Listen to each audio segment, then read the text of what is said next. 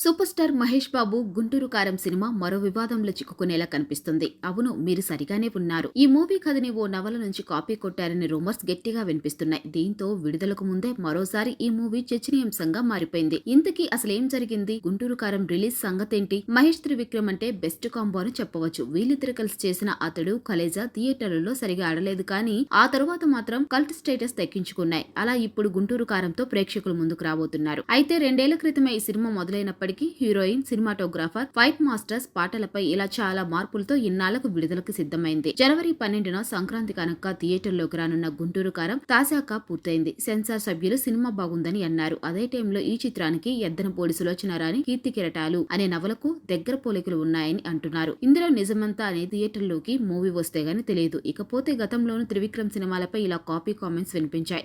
ఆ సినిమాను కూడా ఎద్దనపూడి మీనా నవల ఆధారంగా తీశారని అన్నారు. ఆ వివాదం ఆ తర్వాత సద్దుమణిగింది. కానీ ఇప్పుడు మహేష్ సినిమాకు కీర్తి కిరీటాలు నవలకు సంబంధం ఉందని అంటున్నారు. ఒకవేళ నిజమైతే మాత్రం రిలీజ్ తర్వాత వివాదం లాంటిది ఏమైనా జరగొచ్చు. మరి ఇందులో నిజాలు తెలియాలంటే గుంటూరు కారం రిలీజ్ కావాల్సిందే.